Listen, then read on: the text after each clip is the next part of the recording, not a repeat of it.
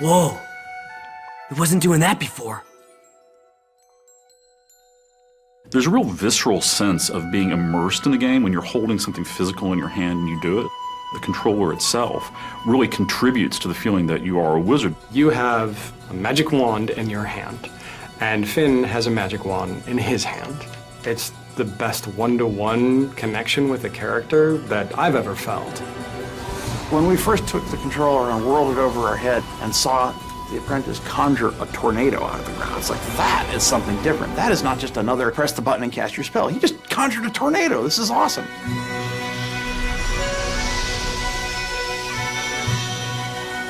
Sorcery High Concept started out as a very iconic demand.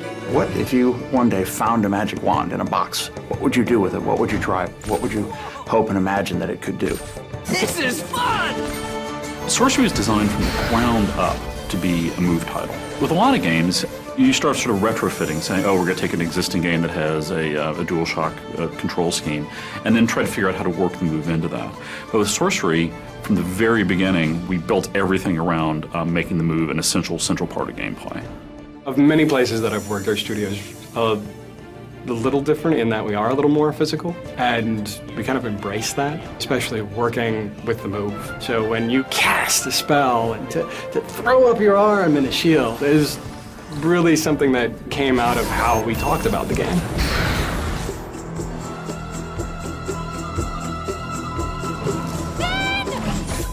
A lot of the motion control games that you see, sort of like it's detecting that you're doing something, but it's not precise. What really excites me when I play Sorcery is the degree of control you have. So if I'm using it to cast arcane bolts at somebody, it actually matters where I'm pointing the controller at the screen. But we could also let the player put English on it. So for example, if you cast like this or cast like that, that actually hooks the bolts around and arcs them in interesting ways. So it becomes a very technical, a very skill-based gameplay experience.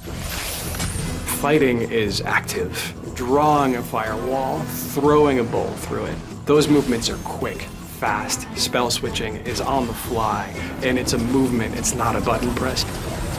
As you get deeper into Sorcery, you learn more spells. You gain a command over the elements: ice, fire, wind, electricity. Then we found that combining them was cool. Cast your whirlwind through fire, the fire is sucked up off the ground and your whirlwind becomes a fire tornado. Cast your bolts into a firenado and fire bolts are multiplied and spread throughout the arena. Every spell in Sorcery can be combined with the other spells to produce a deep combo system that lets you just attack your enemies in a wide variety of ways to maximum advantage. A troll! That thing is huge! This way, come on! The boss fights in our game is where the player has to really put his mind to work. You have to be aware of your environment, you have to be aware of your arsenal. Everything that we put into a boss fight is indispensable in taking out the boss. Hey, you! Sorcerer! Finn, we don't have time for this.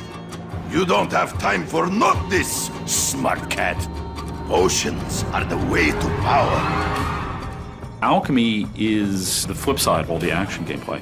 In Alchemy, you're using the motion controller, but it's not under the pressure of combat. You discover many unusual ingredients. So our alchemy system, which is the key to level progression, involves mixing these elements together. And we make sure that with our move, we do this in a very visceral sort of a way.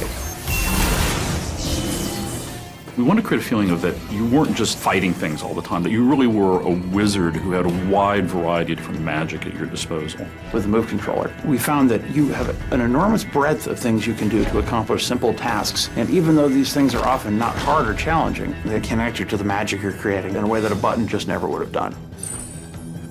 That's the heart of what makes the motion control experience potentially a permanent part of serious hardcore gaming, is people are realizing that this device lets me have a much richer interaction with the world than any traditional gaming device.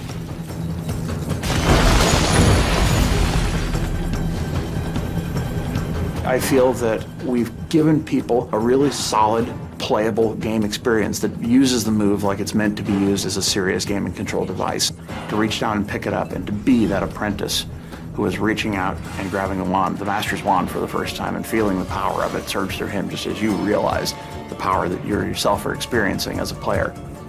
PlayStation